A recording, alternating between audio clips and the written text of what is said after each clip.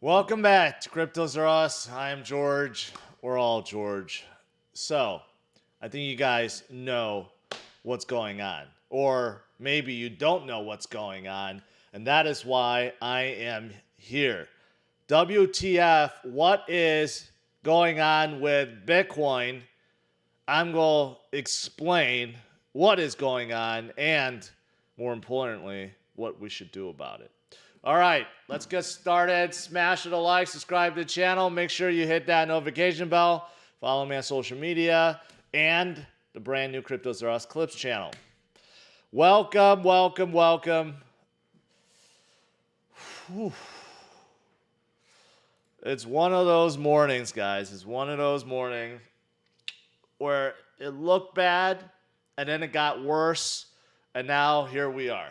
Okay, so we are at 36,700, roughly about 37,000. And you could see we had a dramatic drop from this morning when Bitcoin was still holding around 39.5. And then boom, boom, boom, boom, boom, boom, boom.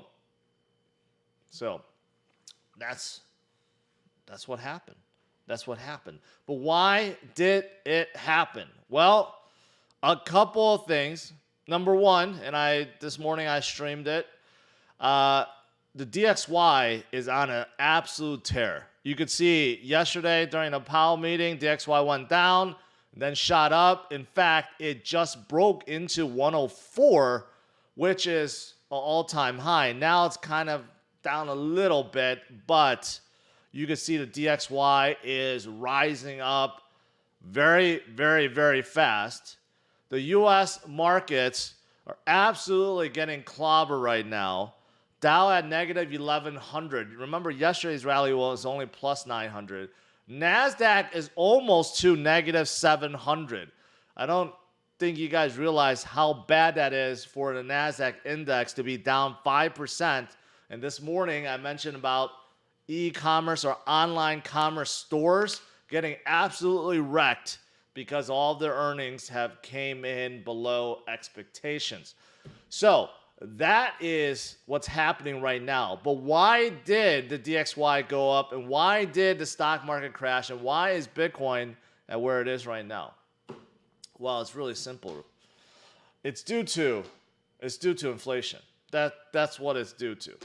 The reason why DXY went up is because the Bank of England decided to raise their rates very, very high, in line with basically the Fed from the US, a 50 basis point up. Now interest is up to 1%, and people are fearing that inflation is out of hand. In fact, some people are saying in England inflation is above 10%. That's why Bank of England, just like the US Fed, has to raise rates, right? And what is the DXY pegged against? Well, the British pound. That is one. Also, others like Germany hits a 4-decade high inflation for a single month. Okay? So, Europe is also suffering from inflation right now. So, obviously, Germany is in Europe. Many other countries are in Europe. And the euro is also suffering. So, that is why the DXY is going up. Because, again, the DXY is made up the US dollar versus the British pound versus the euro versus the yen. And they're all collapsing right now. Every single one is collapsing. So actually the USD, even though it's collapsing less than other currencies around the world. That is why DXY is going up.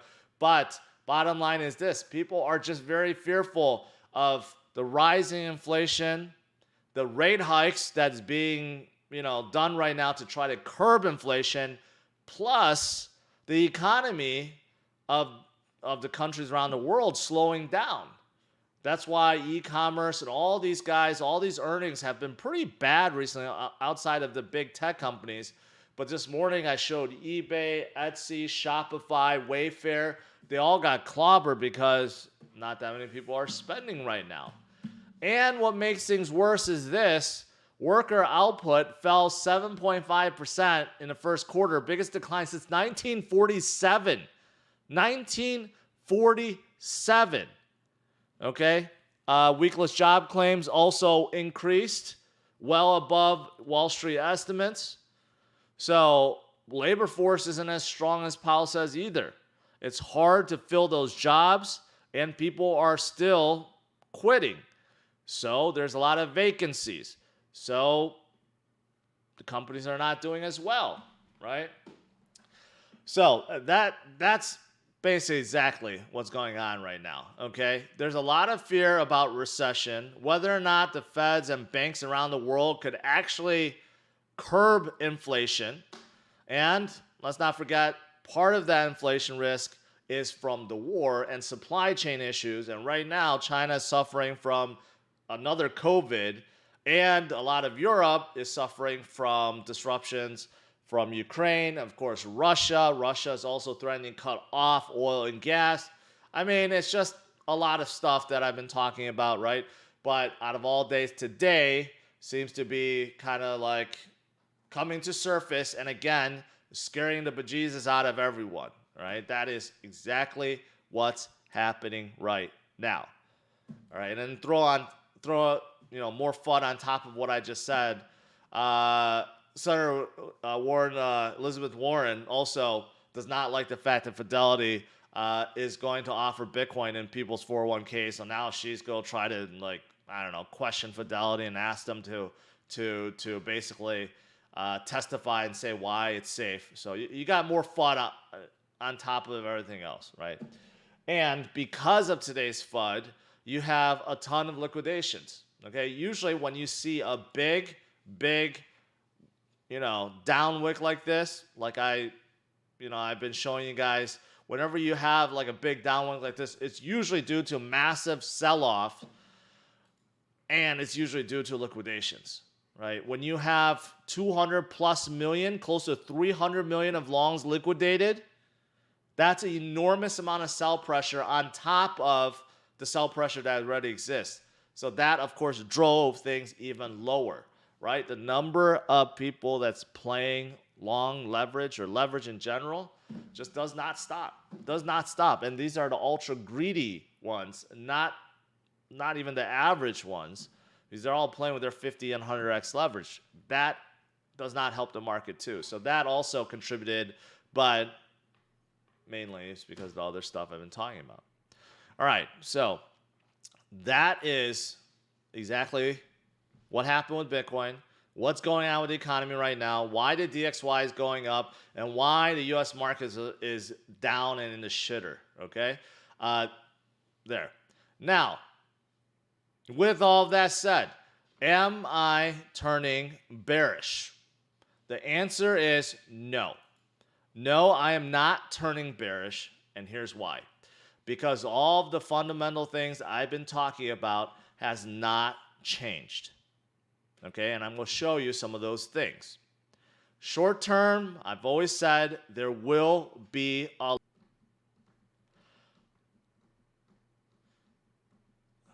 XRP guys are hacking me today. And what I was saying, yes, I realize that there does seem to be this one-on-one correlation right now between NASDAQ and Bitcoin. And that's because the Wall Street traders, the ones that are dabbing in both, they're making both to be the same. When they panic sell tech, they also panic sell Bitcoin. And when they panic buy NASDAQ, they panic buy Bitcoin, right? But what hasn't changed is the long-term holders of Bitcoin, they continue to stay strong. They continue to hodl and DCA. It's just that new fresh money has not come in yet. And because of what Wall Street is doing and being irrational and being very reactive day to day, it seems like it's just a big casino now, and no one is really taking advantage of anything. This is actually something that Warren Buffett and Charlie Munger said recently, even though they both hate Bitcoin, but they did say the stock market seems like it's just a big casino now because everyone's trying to guess and jump on and jump off, and no one's really investing, and that's what's happening right now, right? So I know there's a big correlation right now, and many people are frustrated, like, why should I be in Bitcoin or why should I be in Ethereum when it's just tracking the U.S. markets right now? So that, I know, is frustrating. It is. Even frustrates me. It shouldn't be correlated at all, not to this extent.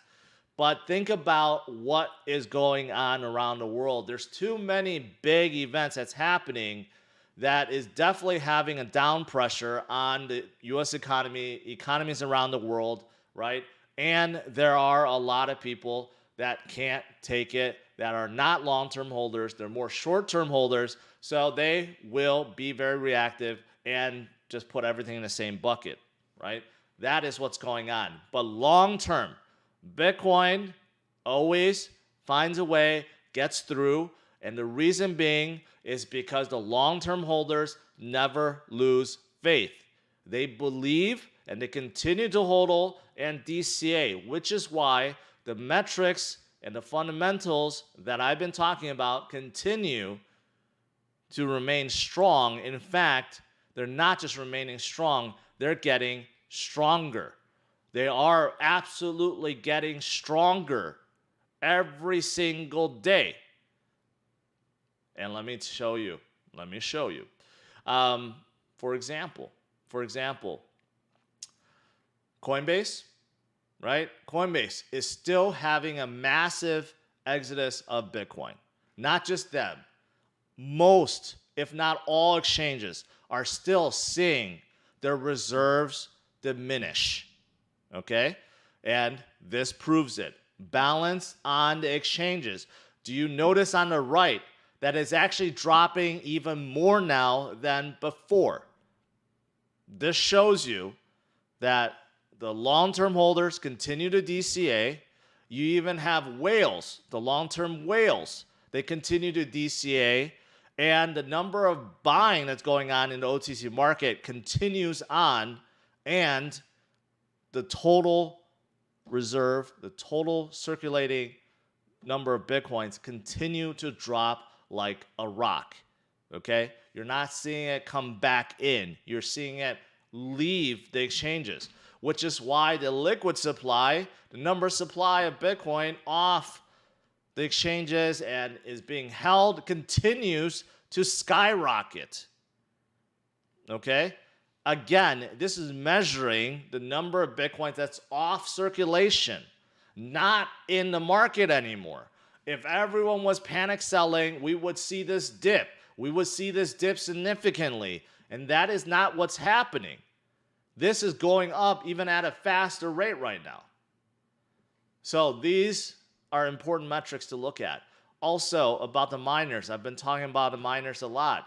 Miners are not giving up. Miners are very important because miners hold arguably the most amount of Bitcoins out there. And if they decide to sell, like they had to back in 2021 when they were kicked out of China, you could see that, yeah, it does drop, and the hash rate, and Bitcoin's price drops significantly. But you could see they are not selling, they're not stopping right now, and they continue to hold all the Bitcoins they have. It adds to the liquid supply. It adds to what we're seeing right now, being that there's just a lot of holders right now. So these things have not changed, not one bit. And we still have allies. What I mean by allies? The Luna Foundation Guard just bought another $1.5 billion worth of Bitcoin. Now they hold $3.5 billion in Bitcoin. So, unfortunately, this was bought via OTC market, was not bought on Binance like their very first buy, because that very first buy pumped up. Maybe Do Kwon and the foundation realized that it didn't look good, that they were actually pumping up Bitcoin while they were buying it, right? So this time around, supposedly they bought it via OTC market, so we didn't see effect from this. But again, it shows you we have friends. And again, it shows you we have another $1.5 billion Bitcoin being taken out of circulation. Eventually, the OTC market will dry up. It's not going to be infinite amount of Bitcoins being sold in the OTC market. It will drive up. And where is the Bitcoin coming from? From the exchanges. And arguably, that's already happening. So yes, this is still happening. Still happening. Okay? And what else is there? Well, a lot of people start talking about the next halving event. You know, I tend not to concentrate on this because I don't think that we need another halving event before we start rallying up. But just so people know, we are already halfway to the next halving event. So last halving event is 2020. We're already halfway in 2022. And the next one is in 2024. So it's not too far off. And again, it makes Bitcoin even more valuable and part of the growing fundamentals because the inflation rate of Bitcoin will be cut even more. We're going down from 900 Bitcoin produced per day down to 450 at the next halving event. Along with everything else I've been showing you guys, the miners still increasing their hashing and still keeping everything that they mine, and the liquid supply going up, and whales and long-term holders are still buying, and the reserve is dropping. By the time the next halving event is here, there's no way Bitcoin will not see effect and be much higher, right? So bottom line is this: the long-term fundamentals that I've been tracking are still heading higher, still strong, has not changed at all. And this is just tip of the iceberg. There's so many other models out there and stuff that's measuring whether or not Bitcoin's at a bottom and so forth. And they're all healthy too. But I'm looking at all these things and none of these things changed. If they fundamentally change somehow, if the liquid supply starts dropping like a rock, if the total hash rate of the miner starts dropping like a rock, if the exchange reserves starts increasing, you know, these are things that are indicators that something fundamentally have changed. But no, nothing has right now. So even though we are facing WTF moments and we are facing volatility and we're facing possibly the US and many other countries going into recession, I remain strong on Bitcoin and I remain bullish on Bitcoin. So hopefully this helped calm some of you guys, right? We go through this all the time. We've been through worse. I know. I've said that many times. And I've said that, yes, I remember the days of 4,000 Bitcoin and 10,000 Bitcoin and 20,000 Bitcoin like an old man. But those days were not long ago. They were not. March of 2020 was only 2 years ago. And Bitcoin was below $4,000. So keep that in mind. 2 years ago, Bitcoin was below $4,000. And we are roughly 10x higher from 2 years ago. Ethereum was below $80 2 years ago. Okay? So remember, we will get through it. We always do. All right, guys, let's do some Q&A.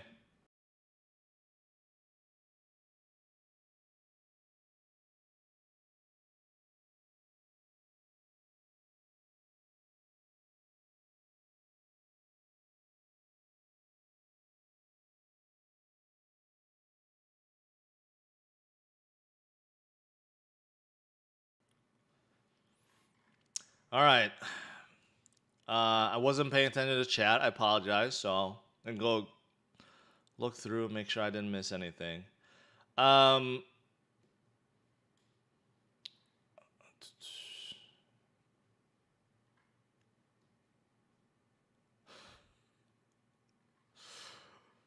right. I'm not going to repeat some of these things I'm saying, but what is your percent of stables in your portfolio to buy the dip? I've been saying I think it's a good idea to keep about 20, 25, 30% in cash, meaning stable coins or real cash, right? So that's what I've been holding on to. And I do think that it's advisable, especially now or anytime really, so that you have enough leeway to continue DCA or buy the dip. Andy Soul, I appreciate that. DXY just hit an all-time high. It did. And then now it's starting to come back down a little bit. But, you know, I got done saying, I did a whole thing about DXY a day ago or 2 days ago, right? The DXY is not some weird phenomenon. It goes up when the US dollar is showing strength against the euro, the Japanese yen, and the British pound. And there's two others, Swiss franc, and then there's one other. But those are very small, right? And those countries, or region, I should say, is struggling even worse than the U.S. That's the reason why. The euro is struggling right now. I just got done showing Germany's inflation hit a 4-decade high for a single month, and that's not going to stop. Bank of England is suffering the same thing, right? So they're actually having it worse than the U.S., which is why the DXY is going up. But the question mark is, at what point does that stop? Or will it stop? Yes, eventually it'll stop. But when will that stop? Don't know. And there is this connection between the DXY and generally the markets, because when the DXY is going up, bond rates go up, and then people sell off everything for stocks. And then that's why you see that inverse correlation. So that is something that has been going on for basically forever. Zach says, just accumulate stable coins. Just accumulate cash. That's how you should put it. Have cash ready on the side. If you don't have cash, you can't buy in. That's the worst part about holding. When you're holding through a bear trend or decline or any kind of correction, it's frustrating. It's more frustrating for me not being able to buy the dip versus, panic selling. I think panic selling never leads to good things. I think having cash ready to be able to buy the dips is a lot more important.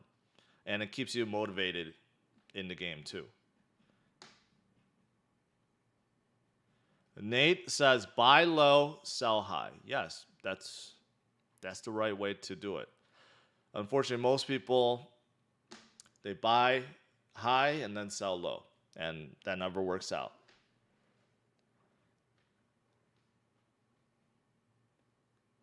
Dougie says, I'm currently working 50 hours a week again, so hopefully I can start buying soon. Been having to sell my $600 plus crypto a month just to get by since October. Well, I'm sorry to hear that, but hopefully you get through it.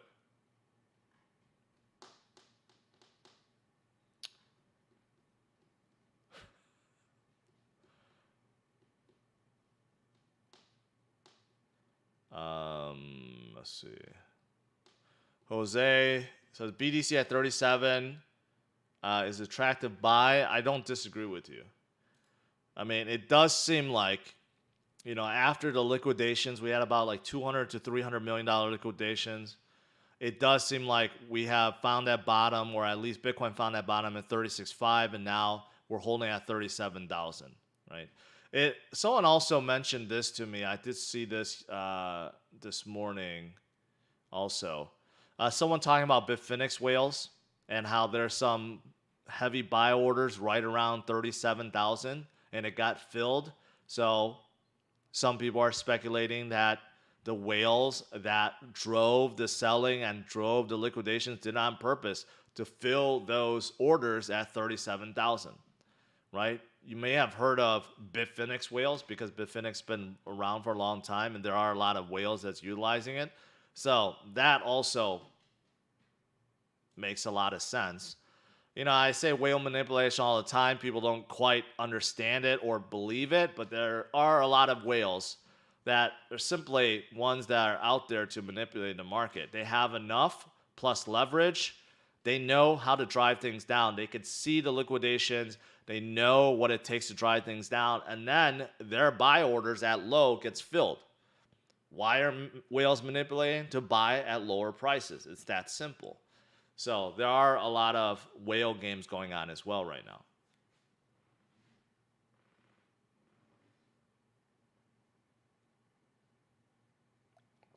Does it really make a big difference to buy at 37,000 or 38,000 or 39,000? Honestly, no, right? Obviously, if you look at it that way, no. But if you're looking at it like this way, oh, it hurts. It hurts, right? And it hurts the fact that most of the altcoin gains from yesterday was just wiped out. I mean, just even this morning, things were in green. We had a pretty good recovery up. But honestly, if you look at where we are now, it would be the same as the day before. Okay, the day before the Fed announced, the new rate. I mean, a lot of things have just come back down to where it was 2 days ago. So, again, to put things in perspective. Now, I do recognize Bitcoin fell down a little bit more than altcoins. In fact, Bitcoin dominance actually came down. So, and that's because I think of all the liquidations and because the manipulation, the whale games is more towards Bitcoin. But a lot of the altcoins are still at the same level from 2 days ago, but Bitcoin's a little bit lower. But ultimately, like what you said, 37,000, 38,000, what's the difference? 38,000, 39,000. I mean, yes, it's 1,000 points, but if you're looking at a percentage, it's not that far off.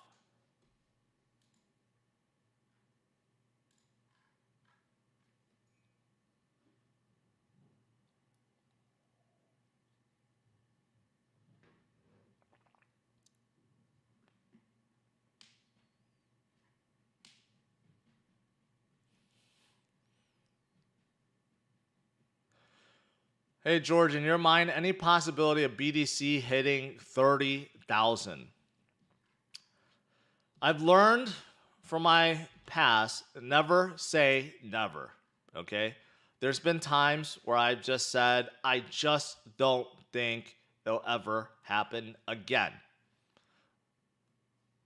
I've been wrong. So I'm not going to say 30,000 is completely out the window. I think there's a very, very, very small chance. I mean, if you look at the lows of 2022, we had a low here at 34,000. We had a low of 33,000. So we're still 4,000 off, over 10% from our low of 2022. So again, putting things in perspective, we have not formed a new low. We haven't even formed a second new low. Okay? So we have some leeway there, okay? But can we fall below 33,000 back to 30,000? A point that we did hit back in 2021. Well, there's a possibility. We did hit it in 2021, right? So can we hit it in 2022? Yes. Yes, we can. But overall for 2022, Bitcoin has just been going sideways. If you realize that since January to now, basically Bitcoin's going sideways. It hasn't dipped more. It's just been going sideways. But is it a possibility? Sure. Sure it is. But I think it's a very small possibility at this point. Unless the whole world falls into deep recession, then of course anything can happen. But we're far, far, far away from there. People thinking we're going to 20K. Yeah, 20K. 20K is where I draw the line and say, yeah, we're not going to see that again. But I'll put a sliver, 0.00001 chance. I'll put it in there. I won't make it so that it's impossible. But yeah, that's not happening.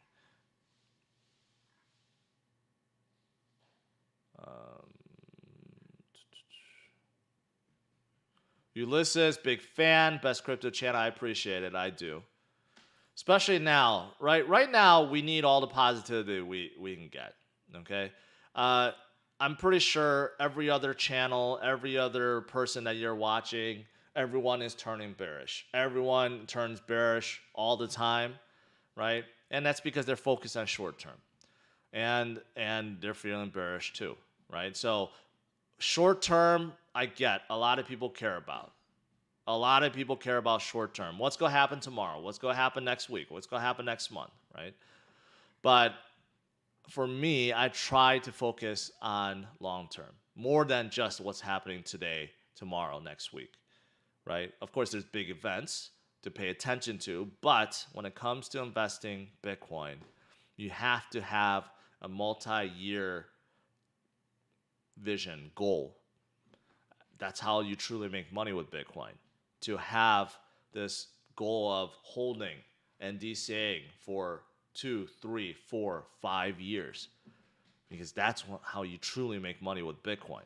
Not really day-to-day swings. Yes, you can make small money, but the big money is made by holding long term. So that's what I focus on.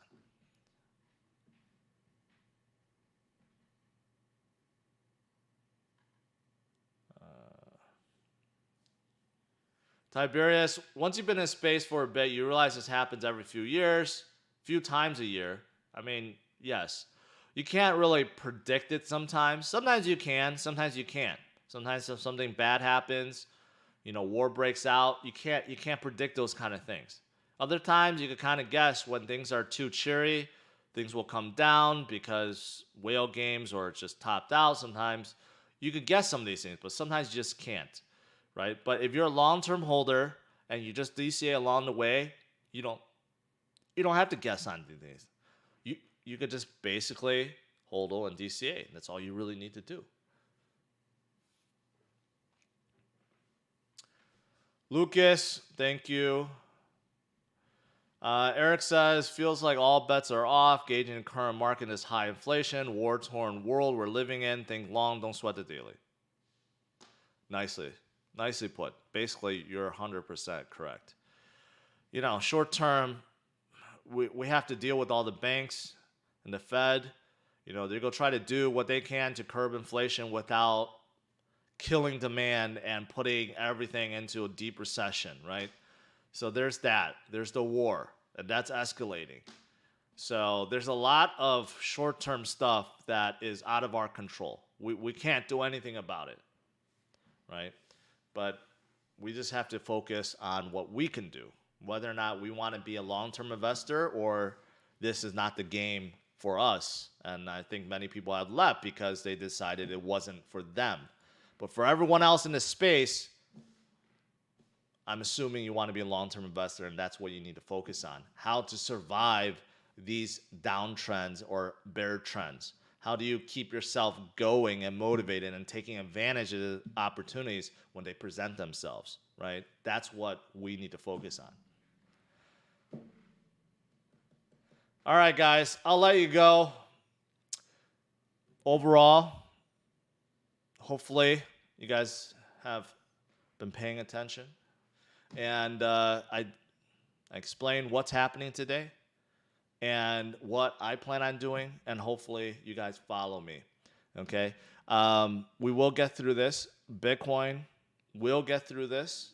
We had a little setback, but the growing fundamentals are stronger than ever, and they have not changed at all. And that is what I'm paying attention to. All right, so smash it a like, subscribe to the channel. I'll see you guys tonight, 8:30 p.m. Central Standard Time. All right, have a good one, guys. Take care. Bye-bye.